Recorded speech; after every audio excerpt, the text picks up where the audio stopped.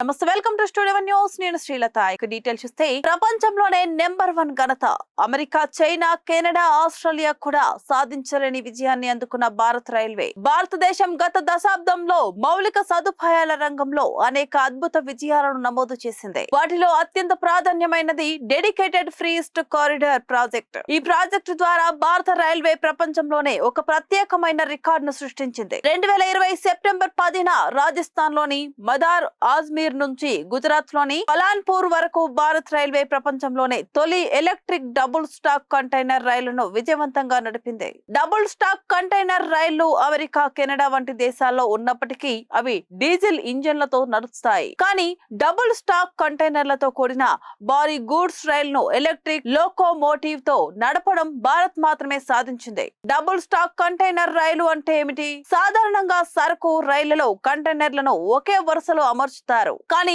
Double stock విధానంలో ఒక container పై మరో కంటైనర్ ను ఉంచుతారు. దీనివల్ల ఒకే రైలులో దాదాపు రెట్టింపు సరుకును తరలించవచ్చు. ఉదాహరణకు సాధారణ కంటైనర్ రైలు 90 నుంచి 100 కంటైనర్లను తీసుకెళ్తే డబుల్ స్టాక్ రైలు దాదాపు 180 నుంచి 200 కంటైనర్లను మోసుకెళ్లగలదు. దీంతో రవాణా ఖర్చు గణనీయంగా తగ్గుతుంది. అమెరికా చేయగలిగింది, భారత్ ఇంకా ముందుకు వెళ్ళింది. అమెరికాలో డబుల్ స్టాక్ రైళ్లు చాలా కాలంగా ఉన్నాయి. కానీ అక్కడ ఎక్కువ భాగం సరుకు రవాణా డీజిల్ ఇంజన్ల ద్వారానే జరుగుతుంది. కారణం డబుల్ స్టాక్ కంటైనర్ల ఎత్తు ఎక్కువగా ఉండటం వల్ల వాటిపై ఎలక్ట్రిక్ వైర్లు అమర్చడం చాలా క్లిష్టమైనవి. భారతదేశం ఈ సవాలును అవకాశంగా మార్చుకుంది. 7.45 మీటర్ల ఎత్తులో ప్రత్యేక ఓవర్ హెడ్ ఎలక్ట్రిఫికేషన్ వ్యవస్థ ప్రపంచంలోనే అత్యంత ఎత్తైన రైల్వే ఎలక్ట్రిక్ వైర్లలో ఒకటి. అధిక క్లియరెన్స్ కలిగిన మంతెనలు, సొరంగాలు, ట్రాక్లు, 12,000 హార్స్ పవర్ సామర్థ్యం గల ఆధునిక ఎలక్ట్రిక్ లోకోమోటివ్లు. డెడికేటెడ్ ఫ్రైస్ట్ కారిడార్ అంటే ఏమిటి? స్వతంత్రం తర్వాత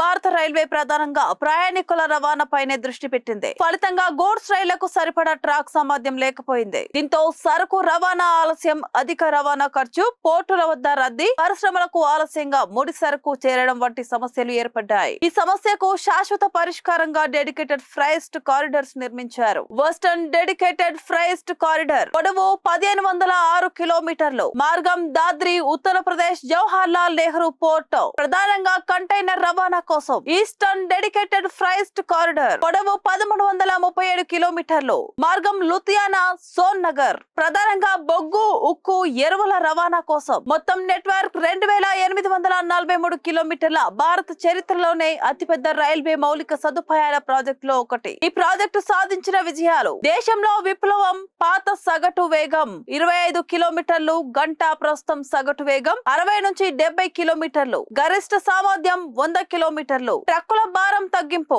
ఒక్క డబుల్ స్టాక్ రైలు 180 నుంచి 200 భారీ ట్రక్కులు. రోడ్లపై ట్రాఫిక్ ప్రమాదాలు, ఇంధన వినియోగం తగ్గింపు. భారీ లోడ్ సామర్థ్యం. డిఎఫ్సిలో నడిచే రైళ్లు 13,000 టన్నుల వరకు సరుకు మోసుకెళ్లగలదు. సమయం ఆదా. సరుకు రవాణా సమయం 40% నుంచి 60% వరకు తగ్గింపు. పోర్టులు, పరిశ్రమల మధ్య వేగవంతమైన అనుసంధానం. ఆర్థిక ప్రయోజనం: లాజిస్టిక్స్ ఖర్చు తగ్గింపు, ఎగుమతుల పోటీ సామర్థ్యం పెంపు, మేక్ ఇన్ ఇండియాకు బలమైన మద్దతు. పర్యావరణ పరిరక్షణ, డీజిల్ వినియోగం తగ్గింపు, కార్బన్ ఉద్గారాల తగ్గింపు, గ్రీన్ ట్రాన్స్పోర్ట్ కు ఊతం, రోడ్ల నిర్వహణ ఖర్చుల తగ్గింపు. 2026 నాటికి ఈ ప్రాజెక్టు అతిపెద్ద ఘనత.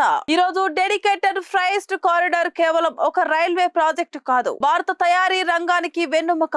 ఎగుమతుల వేగాన్ని పెంచే శక్తి, పోర్టులు, పరిశ్రమల మధ్య కీలక అనుసంధానం. వికసిత భారత్ లక్ష్యానికి మౌలిక సదుపాయాల పునాది. ప్రపంచంలోనే తొలి electric double stack freight rail వ్యవస్థకు కేంద్ర బిందువు.